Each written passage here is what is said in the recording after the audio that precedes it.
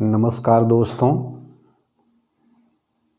GS भाई Radha Raman YouTube channel पर अपने समस्त दर्शकों, पाठकों और विद्यार्थियों का मैं स्वागत, अभिनंदन एवं वंदन करता हूं और आशा और उम्मीद रखता हूं कि आप लोग कुशल मंगल होंगे, स्वस्थ होंगे, अच्छे होंगे और अपने कार्य में संलग्न होंगे।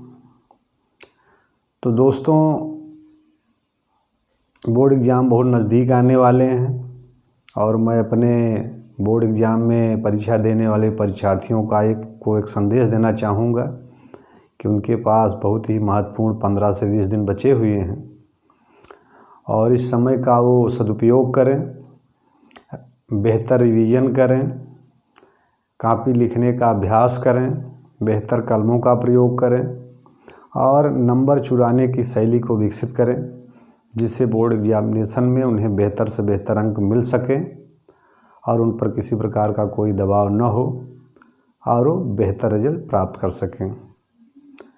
आज के इस वीडियो में हम संविधान सभा से जुड़े हुए कुछ मुद्दों पर चर्चा करेंगे और अपने दर्शकों से उम्मीद करेंगे कि अगर यह वीडियो आपको अच्छा लगे तो अपना इस यूट्यूब चैनल GS भाई राधा रमण को सब्सक्राइब करें और वीडियो को लाइक करें और ज़्यादा से ज़्यादा लोगों तक पहुंचाएं। और मेरा ये प्रयास रहेगा कि हम आपको जो भी जानकारी दें वो सारगर्भित, अच्छी और आपके आने वाले भविष्य के लिए लाभप्रद हो। तो आज का हमारा जो टॉपिक है वो संविधान सभा है, संविधान सभा एवं संविधान निर्माण की प्रक्रिया। तो दोस्तों, यह भारतीय संविधान के परिप्रेक्ष्य में वीडियो बनाया जा रहा है और हमारा देश 1947 में जब आज़ाद हुआ तब हमारे देश के पास अपना संविधान नहीं था और बिना संविधान के किसी देश में कैसे शासन किया जाता है, ये बड़ी समस्या की बात होती है। तो जब हम 1947 में आज़ाद होते हैं तो भारत एक कैबिनेट मिशन आता है 1946 में, जो संविधान सभा के गठन के बारे में प्रस्ताव रखता है। उसके बाद संविधान सभा का निर्माण कैबिनेट मिशन योजना 1946 के द्वारा किया जाता है, जिससे संविधान सभा का गठन होता है।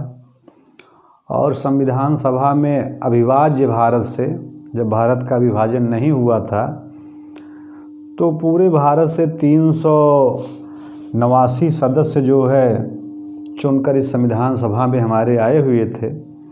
लेकिन जब वो बाद में तय हो गया कि भारत का विभाजन होगा तो इनके सदस्यों की संख्या 299 हो गई, जिसमें 15 महिला सदस्य थी जो संविधान सभा में महत्वपूर्ण भूमिका निभाई। उसके बाद संविधान सभा के 2 अध्यक्ष थे, एक अस्थाई डॉक्टर सच्चिदानंद सिन्हा जी थे और बाद में संविधान सभा के अस्थाई अध्यक्ष डॉक्टर राजेंद्र प्रसाद बनाए गए। और संविधान सभा का कुल अधिवेशन जो है 11 हुए और भारत का संविधान 26 नवंबर 1949 को अंगीकृत कर लिया गया और संविधान सभा की अंतिम बैठक जो है 24 जनवरी 1950 को हुई और भारत का संविधान बनने में 2 वर्ष 11 माह 18 दिन का समय लगा। और भारतीय संविधान बनाने में सबसे महत्वपूर्ण भूमिका जो है डॉक्टर भीमराव अंबेडकर की थी, इसलिए इन्हें भारतीय संविधान का जनक कहा जाता है।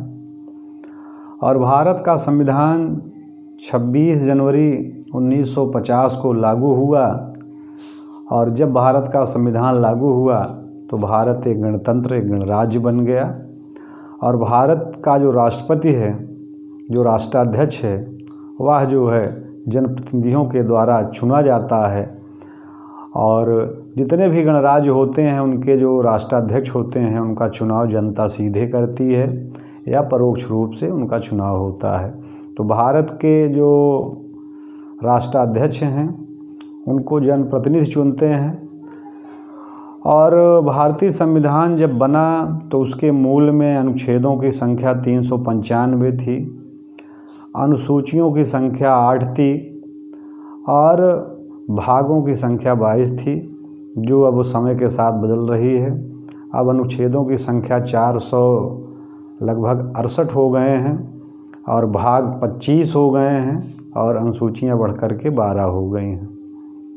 भारतीय संविधान में भारत किस प्रकार का गणराज्य होगा, कौन कौन से पदाधिकारी होंगे और संविधान की जो प्रस्तावना है उसमें भारतीय गणराज्य के बारे में तमाम चीज़ें बताई गई हैं। जैसे भारत एक संप्रभु राष्ट्र होगा और समाजवादी राज्य होगा, लोकतांत्रिक होगा और पंथ निरपेक्ष होगा। ये जैसे तमाम जो है तत्वों को भारतीय संविधान की प्रस्तावना में सम्मिलित किया गया है। हम जब अगले वीडियो में आएंगे तो इन प्रमुख तथ्यों के बारे में चर्चा करेंगे और इनके क्या मायने होते हैं और भारतीय संविधान में इन तथ्यों को क्यों शामिल किया गया है। इन पर हम एक बढ़िया वीडियो बनाएंगे और उसमें इन सब चीज़ों का जो है समावेश किया जाएगा। तो संविधान सभा संविधान निर्माण के लिए बनाई गई एक सभा थी, जिसमें देश के कोने कोने से लोग चुनकर आए थे, जिनकी संख्या बाद में 299 हो गई और जिसमें 15 महिला सदस्य थीं। और भारत का संविधान दुनिया का सबसे बड़ा लिखित संविधान है, जिसमें अनुच्छेद, अनुभाग और अनुसूचियों की संख्या काफ़ी है। और इसीलिए कुछ विद्वान जो है भारतीय संविधान को वकीलों का स्वर्ग भी कहते हैं, क्योंकि जो संविधान जितना ज़्यादा बड़ा होगा उसमें जटिलताएं, विविधताएं उतनी ज़्यादा बड़ी होंगी और वकीलों के लिए उसमें ज़्यादा जो है चांसेज होंगे। इसलिए विद्वानों का कथन है कि भारत का संविधान वकीलों के लिए स्वर्ग है। तो दोस्तों, आज के इस वीडियो में इतना ही, फिर मिलेंगे। धन्यवाद।